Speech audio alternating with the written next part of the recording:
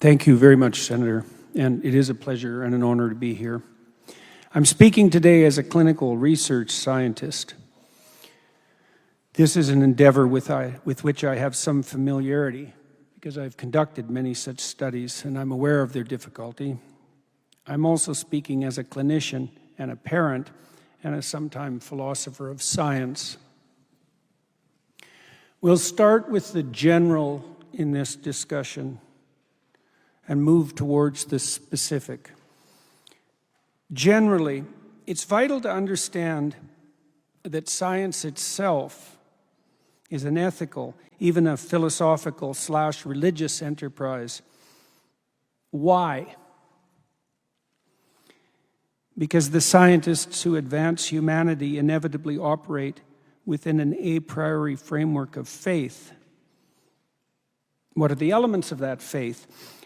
Belief that the world is orderly in its foundation, its nature, and its spirit. Belief that such order is understandable to the mind of man and woman. Belief that the pursuit of such understanding is possible and laudable. And a belief that good itself will come of the pursuit of understanding. There's a meta principle that underlies these more explicit rules, and that is that the understanding that the scientific aim must be true for the truth to be revealed. This means that science aimed at career, prestige, professorship, and funding, to say nothing of darker motivations such as pride, revenge, or the wish for destruction, is not science at all. Much of what purports to be science now is instead the garnering of personal credit, career advancement, and economic gain that all derivative and essentially parasitic activity can temporarily produce. This does not result in truth. We should also not be confusing medicine, as currently taught and practiced, with science. The education of modern physicians may familiarize them with the basics of physiology and biology and the details of their specific practice. This is by no means the same thing as teaching them how to conduct or evaluate scientific research, which is something that takes years of specialized training to manage. Why am I making these points? So that we understand explicitly that aim and ethical orientation define the scientific pursuit. And so that we pay enough attention here today to establishing that aim and ensuring that orientation. When you're a scientist and you're doing statistical analysis, it's easy to believe, for example, if you don't know anything about science or statistical analysis, that the statistical process is a mathematics machine into which you pour data and crank out truth, and that is just absolutely not how it works at all. When you're doing statistical analysis, you're making 1,000 micro decisions, every single one of which is ethical. You have to decide which numbers to include and which numbers to exclude, and you have to understand why. And you have to work against your own hypothesis and even against your own research interests to ensure that you're not deluding yourself and the public. And if you're a careerist or interested in prestige, then all of that goes out the window and what you produce will be highly misleading to you and everyone else. It's very difficult to orient yourself so that you fight against that. You have to be terrified of the falsehoods that you might produce and where they might lead you and everyone else. And so now, having considered that, you have to start to understand what it is that should constitute your aim. What would it require in the case that we're discussing to make America truly healthy again and to orient true scientists toward that aim? It's a retooling of the research enterprise from the top down as well as the bottom up, so that the goal would be clear, the incentives aligned, and the most productive actors identified, rewarded, encouraged, and capitalized. This could be facilitated politically by making a more specific goal clear. We could begin that, as we should, by formulating an appropriate diagnosis. We need to get the problem right. What is the major problem? What are the major problems bedeviling the American people? One such is public health, clearly, and more so all the time. despite the extensive government spending in that domain, and despite the negligible attention historically paid to the details of health research and practice by the political class. American children are fat, diabetic, and increasingly miserable as they progress towards middle age. Those yet not captured in childhood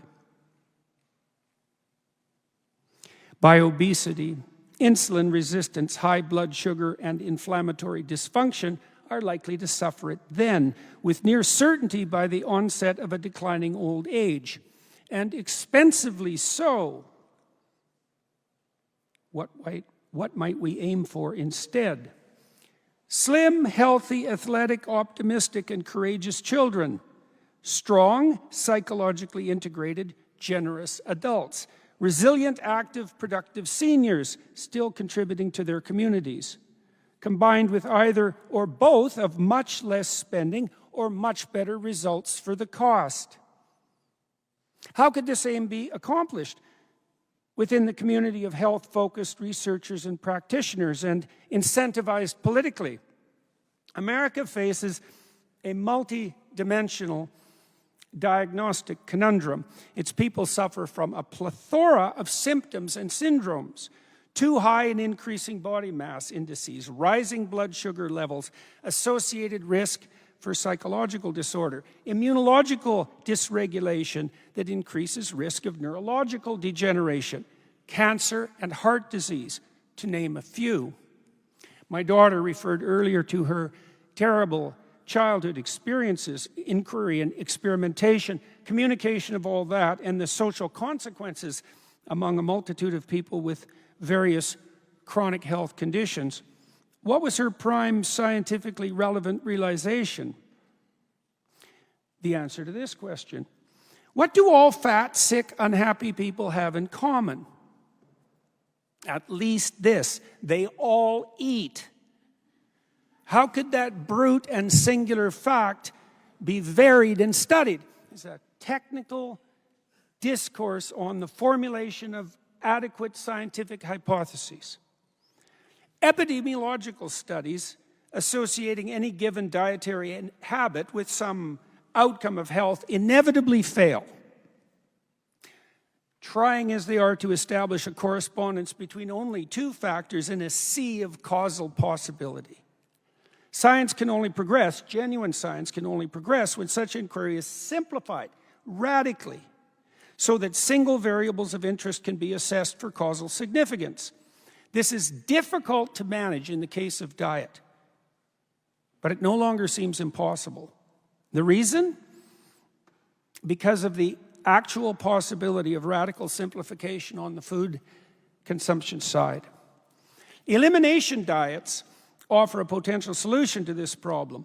Most of them make little sense, however, conceptually or scientifically. They eliminate foods in an often random and faddish manner, often because of the spoken or unspoken ideological concerns of their proponents. In addition, they're insufficiently simple. The range of foods involved, so that scientific analysis of causality can take place, must be reduced to the minimum for genuine analysis of causality to take place. You're chronically ill. You have a plethora of symptoms. You eat a multitude of foods. There's some relationship between the food and the outcome, at least in principle. How are you going to determine that? Well, no simple analysis is possible because of the multiplicity of factors, both on the symptom side and on the dietary side. So you reduce the complexity of your diet optimally to a single variable. Well, that's what my daughter Michaela did. Now, we know some things about such reduction. These are things that are important to know. Ketogenic diets switch the body to fat metabolism, so they constitute a step in that direction. If you flip your body to fat metabolism and your symptoms decline, then you know that the metabolic illness that you're suffering from has some association with glucose metabolism. Now, Michaela, I believe, or perhaps, yeah, it was Michaela, mentioned the fact that for a century, childhood epilepsy has been treated with a ketogenic diet because your brain won't go into convulsions if you're not feeding it sugar. That's a good example of simplification to a single variable. Now, Another alternative or associated issue with ketogenic diets is restriction of carbohydrate and sugar intake. So they eliminate the contribution of the glucose-dependent metabolic pathway to obesity, insulin resistance / diabetes, and inflammation. Your body can burn sugar or it can burn fat. And in our society, we run primarily on glucose metabolism, but there's no necessity for that, not least because there is no recommended daily allowance for carbohydrate. Right, you can live with 0 carbohydrate, and 0 is not a lot. So that's a remarkable fact in and of itself, given that the primary caloric source in our diet, that we have in our diet, is actually carbohydrate. So that can be eliminated and the consequences analyzed, and that can happen relatively quickly, and people can do it, and it's inexpensive, and it doesn't harm people. So those are all very good things from a research perspective. The consequence of a ketogenic intake, switch to ketogenic intake, can be analyzed as well. You can monitor weight, blood sugar, and assorted symptoms of inflammation, including those associated with psychological disorder. The anecdotal evidence that we've picked up, because many, many people have communicated with our family, is that the typical obese person can expect to lose 7 to 20 pounds per month on a ketogenic or plant-free ketogenic diet, that will continue month after month until virtually all of their body fat is eliminated, that they can do that with no hunger, although there will be some cravings, which are not precisely the same thing, and that's actually maintainable over the long run. With that reduction in obesity comes radical improvement in blood sugar, for example, and often an improvement in the kinds of psychological conditions that Dr. Chris Palmer, for example, has been studying. It's a very remarkable concatenation of positive effects, some of which are quite unexpected, especially, I would say, on the depression and anxiety side, because those have been viewed for a very long time as consequences of life stress and trauma, and that can't happen. But the fact that the psychological disorders seem amenable to treatment by ketogenic or plant-free ketogenic diets could be nothing short of a revolution, because those are very intractable conditions, and they're also sources of unbelievably immense suffering. Plant-free ketogenic diets, that's a carnivorous diet, let's say, or even more restricted, a carnivorous diet that's restricted to ruminant animals, push that simplification to its extreme. Well, why would you do that? Well, if you're trying to conduct a true scientific analysis, let's say, of the relationship between diet and health, you'd want to reduce the diet to the simplest possible underlying, what would you say, the simplest possible underlying maintainable structure. And we know that can be attained with a carnivorous diet. You can live on that for a very long time. In fact, whole societies have done that, for, like the Inuit in northern Canada, when they've survived on primarily meat for, well, their entire cultural history. So we know that that's possible. If your symptoms don't resolve in consequence, well, then there's no loss, except that it's a difficult diet to attempt. And if they do resolve, well, that's a pretty good deal for you. And then it's inexpensive, and there's going to be all sorts of corollary benefits. And then with any luck, if your symptoms do resolve and you find the diet too restrictive, you can start by introducing one food category at a time, and carefully. And so with any luck, you'll be able to get back to something approximating, hopefully not a typical American diet that's sugar and carbohydrate loaded, but at least one that's varied enough to maintain your interest. None of this seems impossible. And the more I've thought about this as a scientist, and I came to these conclusions with great hesitancy, by the way, because I know it's quite a radical solution. But as I was thinking it through as a scientist, it just became more and more obvious. It's like you don't want to hurt people when you're attempting to generate a solution to a health problem that they have, and a ketogenic diet certainly won't hurt them. It might help. If it doesn't, well, then you can stop doing it. It's very inexpensive. It's within, at least in principle, within the behavioral realm that people can manage. And it's simple enough so that you can actually do a causal analysis. Plus, the results appear quickly enough so that that's maintaining and rewarding in and of itself. That's a pretty good list of positive possibilities. And so there's another advantage as well with regards to ketogenic or plant-free ketogenic diets, is that the people on them don't have to be hungry. So most of the time when people are considering something like weight loss, they think they have to go on a diet. So they need to go on a diet, they need to lose 30 pounds or 40 pounds or 50 or 100 pounds, and then the theory is they've lost the weight and they can go off the diet, which they want to do because they're always hungry on the diet and no one can maintain that. And then they go off the diet, they go back to their old eating habits, and bang, they weigh exactly what they weighed or more, because that's the typical pattern as a consequence of overeating in relationship to the food deprivation. On a ketogenic diet, you don't have to be hungry. You can eat as much as you want, and they're very satiating. And so that doesn't seem to be a problem, and it's something that's sustainable in the long run. The most important thing, however, as far as I'm concerned from the scientific perspective, is the radical simplification of the causal analysis, right? If you go on a ketogenic or plant-free ketogenic diet and your symptoms remit, you know that there's some relationship between what you're consuming and the health outcome. And so that's exactly what you want to know if you're chronically ill, and maybe, well, then you're fortunate as well because it's remitted. You can start to experiment and see if you can find out the actual cause, and that opens up the scientific endeavor to in a much broader way, because that would mean that we could reduce the typical chronically ill person's diet to a ketogenic or plant-free ketogenic diet. And then we could do causal analysis with different classes of food to see which classes of food were contributing to which downstream illnesses. And so that would be a real good deal for everyone too. And this sort of scientific endeavor it's certainly technically possible. It's difficult to find participants, and clinical research is a difficult endeavor. But none of this is impossible. And the additional advantage also is that it's not going to hurt people. Okay, so we'll close with this. What is the most logical, upward-aiming scientific approach to the problem of American health?